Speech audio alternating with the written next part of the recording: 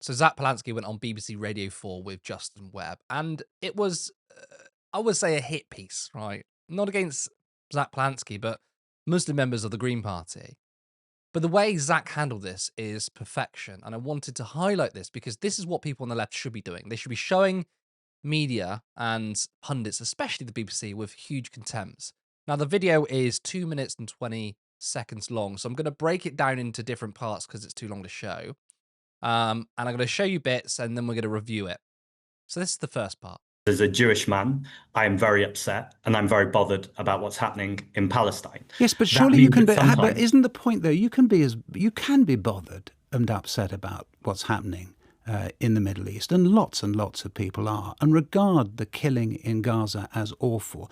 But what you have in your party is people who have, on several occasions, and Abdul Malik isn't the only one, and nor is Mohsin Ali, the deputy leader, who have on several occasions appeared to suggest that it is not legitimate to be a Jew, and that Israel itself as a state is not legitimate. And the point that people are making, we heard from Robert Jenrick earlier. Very logical jump there. I don't think anyone said that. I think the questions you should be asking me. No, thank you. I'll decide. Why is this country still sharing intelligence with Israel? Why are we enabling a genocide that the UN scholars are calling a genocide? First of all, what a massive prick Justin is. He's making some accusations here. Apparently, Mohsin Ali, another Muslim member, said it's not legitimate to be Jewish. I mean, I've not seen anyone say that. And Zack pushes back on that. This is an entire media circus. Now, of course, this comes from the horrific anti-Semitic attack on Thursday. We should never downplay that. It is truly disgusting. And of course, the entire media have spoken about the rise of anti-Semitism. Once again, true. But at the same time, we've normalized Islamophobia, right? And no one really wants to talk about that. Also, the entire media and right-wing pundits have conflated Jewish people with Israel. Now, what's really useful here is Zack Polanski is Jewish. And when you're not Jewish and on the left and you're trying to say that actually conflation between Israel and Jewish people is anti-Semitic, a lot of people in the media will shut you down and accuse you of anti-Semitism. Zack has that shield. He can say, look, I'm a Jewish person. I'm also anti-Zionist. So it is incredibly useful. It's kind of unfair, though. Like, he shouldn't have to use his identity as a shield, but that's the tricks and the games the mainstream media play. So what he's doing here is fantastic. He's reframing this discussion, which Justin's trying to speak about certain comments from certain members. To me, it's kind of like the Jeremy Corbyn smear campaign again, which is like, we must hold you accountable for every single comment from a member. And Zack is reframing it in terms of there's a literal genocide going on. And I thought it was fantastic, but we're going to play the second clip. I think this is the real conversation. Yeah, it's good of you. Well, it's all right. You can ask the questions you like, but perhaps later. For the time being, let me ask the question. The question that is being asked this morning by the Chief Rabbi, by Robert Jenrick, by a lot of people, and including, we're going to hear from the Home Secretary after 8:10, is whether British political parties and people in positions of responsibility should be saying plainly and clearly that views like that Israel is an animal state, are simply unacceptable. And if you pass those views on, you cannot take part in civilized society. And what you seem to be saying to me is, no, you don't agree with that. Well, I think you're again conflating things there. Those are totally unacceptable words, and I've been really, really clear about that. I'm also saying that we need to have a nuanced conversation about what is a genocide and talk about what's actually happening as opposed to the words that people use. Now, do we need to take responsibility for the language we use, the way we communicate? Absolutely, and myself included. But what is the responsibility that these people have taken then? They just apologise. Is that taking responsibility? I think an apology is a responsibility. I also think the very obvious thing in this conversation is Mohsin is a Muslim man. And we know that Islamophobia is also on the rise. He also defends people's right to pray and their faith. He put out a statement yesterday about the anti-Semitic attack that I found emotional, I found moving and connected with me as a Jewish man. I think all of these things can be true at the same time. You're right. And I think it debases journalism to try and move it to the most basic context. And right at the end there, what I love from Zack is he basically called out Justin. He said, look, the media is not really being particularly careful, nuanced about this. They're just trying to make this all a basic thing, right? Now, I want to jump on what Justin said. He said, there were comments such as, Israel is an animal state.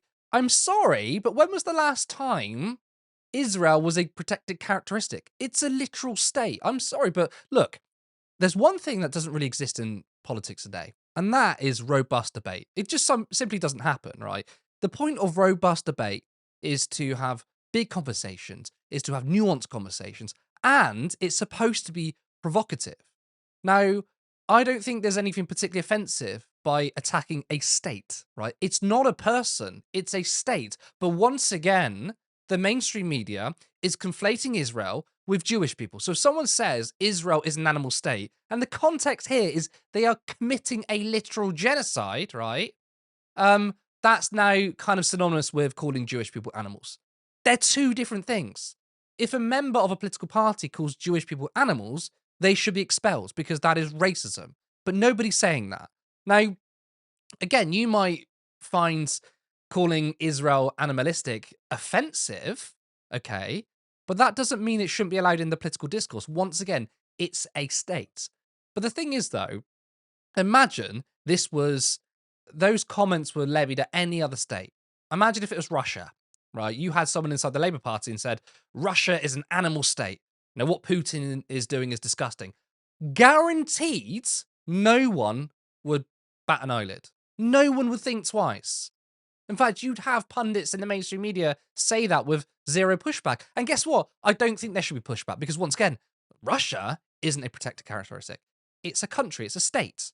So I think if you want to say that Russia is an animalistic state, there's nothing wrong with that. But the difference here is you can't say these things about Israel. And once again, the reason why is because there's a mass conflation between Israel and Jewish people, and it's deliberate, right? The reason why it's deliberate is we have people in the media, in political parties, within the British political establishment that do not want you criticizing Israel.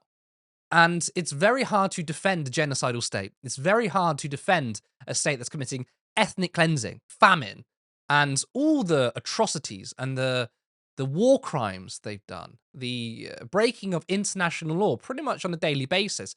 That's very hard to defend unless you conflate it with Israel and say, you're being anti-Semitic. And it shuts people down.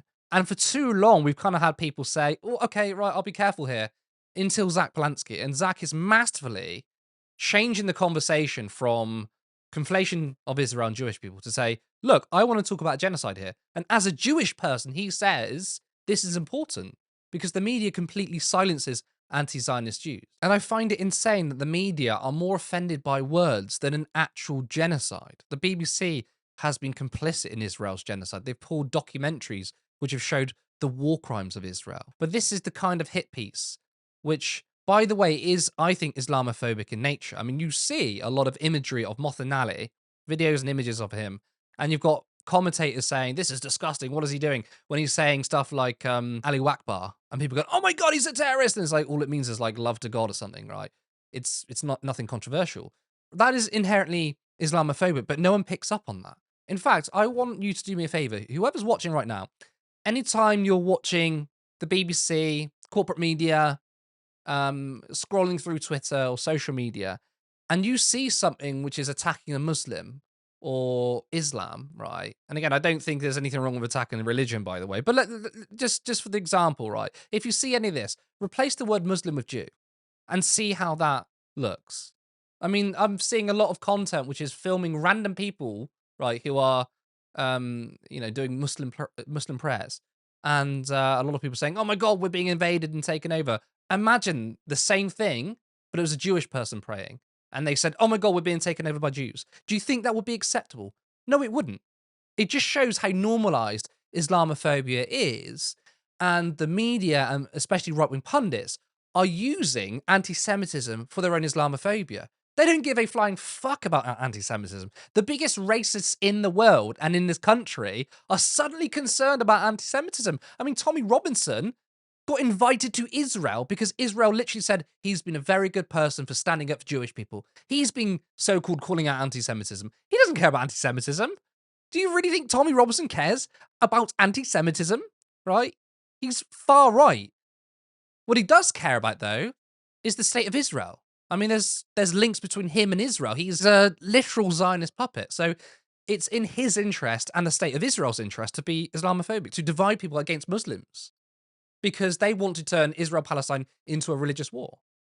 They don't want to talk about the fact that it's a settler colonial state. But I wanted to highlight this video because we're going to see more and more of this. And it's really important that we're aware of the games these people are playing. I really don't believe that people within the BBC and the media are that concerned about anti-Semitism. If they were, then they would allow all Jewish people's voices heard, not just those who agree with the state of Israel, not just mainstream organizations such as the Board of Deputy Jews, the Jewish labor movement. What about the Jewish Voice for Liberation? What about left-wing anti-Zionist Jews? They completely ignore them. In fact, they also levy anti-Semitic attacks against them. I mean, Zack Polanski, since he sort of became more and more prominent, right, has received anti-Semitic attacks from the same people. They said he's a self-hating Jew because he criticized Israel. Yet you don't hear widespread media stories on left-wing Jewish people being attacked because they don't support the state of Israel. They never, ever talk about that.